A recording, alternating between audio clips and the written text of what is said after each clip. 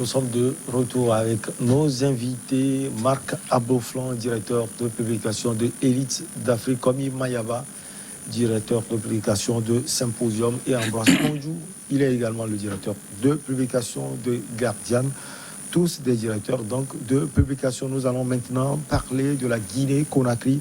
4 figures du Front National de Défense de la Constitution rentrent d'exil. Le retour des exilés se poursuit après la chute du régime d'Alpha Condé, renversé par la junte militaire Issa-Ali de Ibrahima Diallo et Sékou Koundounou, respectivement chargés des opérations et des stratégies du Front National de Défense de la Constitution, ainsi que l'artiste Diani Alpha et le blogueur Sodé Saki Kouyaté. Marc Aboflan, ces retours marquent un pas positif vers la réconciliation, si on peut le dire, de tous les Guinéens. C'est une véritable bonne nouvelle et je pense que contrairement à la junte malienne dont on vient de parler, la junte guinéenne est quand même en train de tenir un certain nombre de ses promesses, notamment le fait de libérer les prisonniers politiques. On a vu, c'était le premier pas, et ensuite de faire revenir d'exil toutes ces personnalités-là, donc au-delà des responsables du FNDC qui viennent de fouler le sol de Conakry. Nous aurons certainement dans les prochains jours un certain nombre d'autres retours, notamment d'anciens premiers ministres de l'Assemblée qui vont revenir en Guinée. Et donc, ce qui est une bonne chose dans la mesure où, vous savez, avec la récente réunion des chefs d'État de la CEDEAO, je pense quand même que sur la scène politique de la sous-région, la junte se sent isolée et pour continuer à maintenir cette aura-là, en tout cas ce aura populaire qu'il y a eu autour d'elle juste après ce coup d'État-là qu'elle a fait, Alpha Condé, un coup d'État que beaucoup donc ont salué, il fallait faire suivre avec les bonnes mesures. Et je pense que c'est des mesures que les Guinéens saluent à la juste mesure. Des Guinéens qui aujourd'hui représentent, à mon avis, le principal, le vrai soutien dont cette junte a besoin pour continuer, parce que ça sera difficile si la junte est isolée à l'intérieur et isolée sur le plan international. Aujourd'hui, la junte travaille, à mon avis, à maintenir ce soutien populaire-là qu'il a en Guinée, et c'est un soutien dont la junte a besoin pour continuer par gouverner la Guinée et surtout pour dérouler sa feuille de route. Rappelez-vous qu'ils ont demandé 5 ans, ce contre quoi les chefs de la CEDEAO ne sont pas d'accord. Entre 5 ans et 6 mois, il y a une différence. Il y a une différence. Il faudra trouver forcément un compromis. Et pour trouver ce compromis-là, les militaires de la junte ont besoin du soutien de la population. Et le retour d'exil des membres du FNDC va quand même contribuer beaucoup à ce soutien-là de la population à la junte. Ce soutien-là est indispensable pour que la junte puisse également compter. Alors, Ambroise Ponjou, les analystes avaient déjà parlé de l'intention de cette junte de continuer de terminer le mandat d'Alpha Condé. Et maintenant, 5 ans, c'est trop, on l'a déjà dit. Mais avec ces retours et ces libérations tous azimuts, le soutien est là, le soutien c'est le peuple, et c'est une bonne chose. Oui, je crois que la junte joue sur la fibre pas forcément du populisme, mais compte sur la popularité de son coup d'État pour pouvoir opérer ce qu'il veut. Peut-être c'est les réformes ou montrer une image que Dadis Camara n'a pas su prouver aux Guinéens en massacrant les gens le 28 septembre. Et j'estime que d'abord 6 mois que dans la CEDEAO, dont je viens de vous le dire, je viens de l'apprendre, ce n'est pas encore vérifié, que la Guinée vient de quitter la CEDEAO. Si cette information est vérifiée, ça veut dire qu'il y a de l'eau a coulé sur le pont quelque part, parce que la CEDEAO ne peut pas donner, sans même avoir commencé la transition, on donne 6 mois à la Guinée de faire une transition, alors que le même cas s'est produit au Mali, on donne 1 an et demi ou 18 mois aux Maliens. Ça veut dire que cette CEDEAO même n'a pas... C'est une organisation dont le fonctionnement n'a pas de sens. C'est-à-dire que téléguidé par les humeurs des chefs d'État, si la Guinée... Moi, j'ai applaudi d'ailleurs cette sortie de la Guinée de la CEDEAO. si ça pouvait faire Est-ce qu'elle réfléchir, va pouvoir supporter cela? si ça De pouvait cette faire... idée de sortir La Mauritanie a de quitté la CEDEAO, ça fait longtemps. La Mauritanie existe en tant que pays souverain. La Mauritanie a ses partenaires bilatéraux et multilatéraux avec qui ils travaillent. Ils s'en foutent d'une organisation qui n'est là que pour un syndicat de chefs d'État qui se soutiennent dans le mal. Donc aujourd'hui, moi, je n'ai pas d'appréhension, encore moins de réprobation contre cette junte qui est si populaire. La dernière fois même, eux-mêmes, au cours du sommet du chef de la CEDEAO, ils ont reconnu quand un coup d'État est si populaire, il ne faut même pas chercher à en rajouter. Cette popularité, on les voit plus dans le bastion de l'opposition et c'est normal.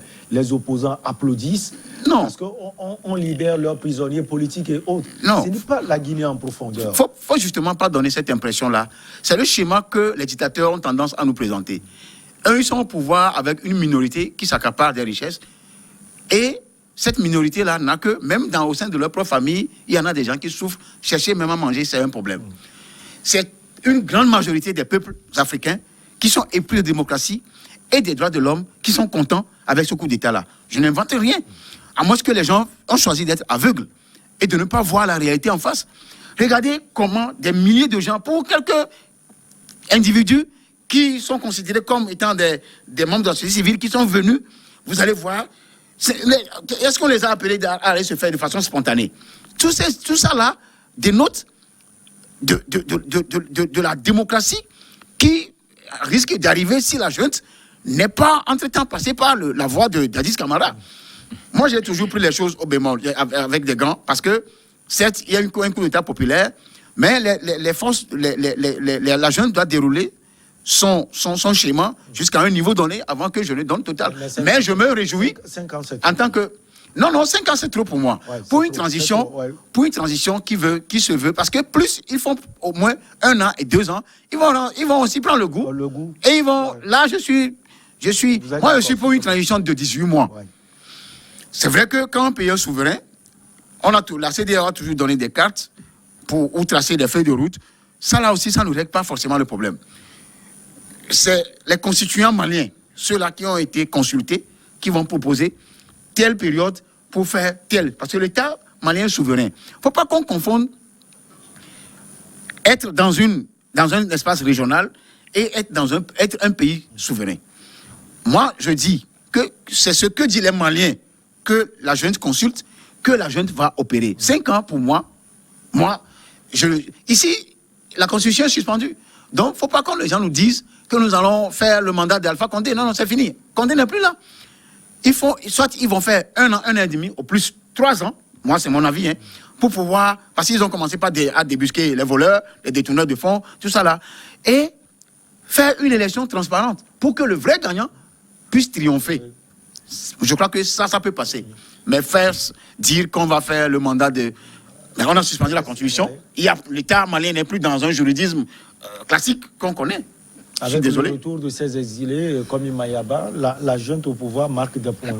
Oui, effectivement, vous savez, quand vous avez vu les images lors de leur retour au pays, il y a une liesse populaire qui a accompagné ces détenus, enfin ces exilés politiques. Quand ils étaient arrivés, ils ont été accompagnés au stade avec une foule pas possible. Certains étaient habillés en rouge, exprimant la CND et comment l'appelle-t-on le CNDH. CNRD. Voilà, CNRD. Le Comité national pour le rassemblement et le développement. Oui, effectivement. Ils sont actuellement en concertation. Je crois que c'est pour trouver des formules claires, puisque ça rassemble pratiquement tous les Guinéens autour d'une table pour trouver des formules nécessaires, comme le disait le confrère tantôt, parce que d'aucuns parlent de 5 ans, d'autres disent 3 ans, d'autres disent 1 an. Je crois qu'ils vont trouver une formule qui puisse arranger, parce que il faut d'abord rétablir la Guinée dans son noyau, parce qu'il y a beaucoup de dérives. Vous savez, le départ ou le coup d'État qui a été fait en Guinée a été salué. C'est quoi qu'on dise.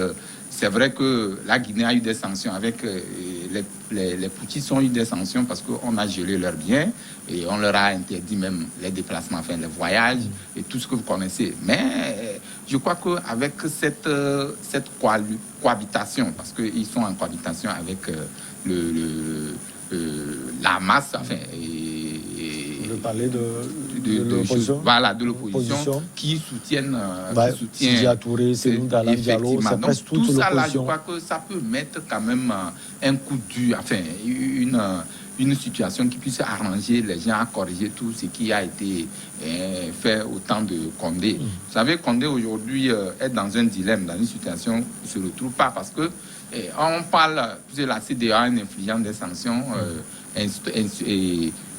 enfin, comment le dire, suppose qu'il faut forcément libérer ou rétablir Alpha Condé dans ses droits. Alors, comment la CEDEAO va vouloir pour concilier les deux? Parce que il faut ramener la constitution, bon, il faut retourner, il faut ramener la Guinée dans sa constitution, ou peut-être laisser refaire les formules exactes par rapport à l'organisation des élections.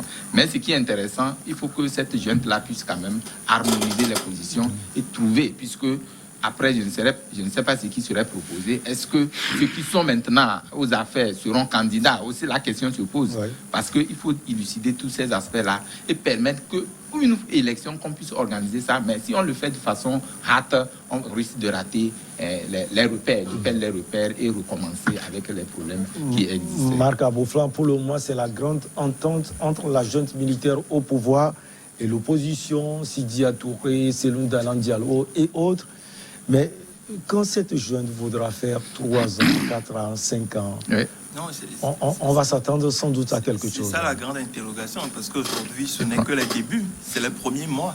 Et la junte a déjà eu une première initiative salutaire, celui de dégager Condé quand tout le monde était contre ce fameux 3e mandat qu'il a voulu faire, première chose.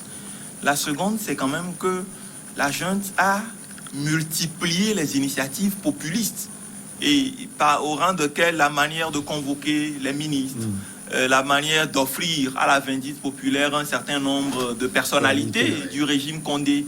On a vu la libération des prisonniers politiques qui, par contre, est une bonne chose, même si cela a des relents politiques. Et puis, ce retour triomphal un peu organisé à cette tenant du FNDC. Et donc, à mon avis, la junte est consciente de tout l'enjeu. Tout l'enjeu serait de réussir à endormir et la classe politique et la société civile et la population guinéenne pour perpétrer le véritable coup d'État.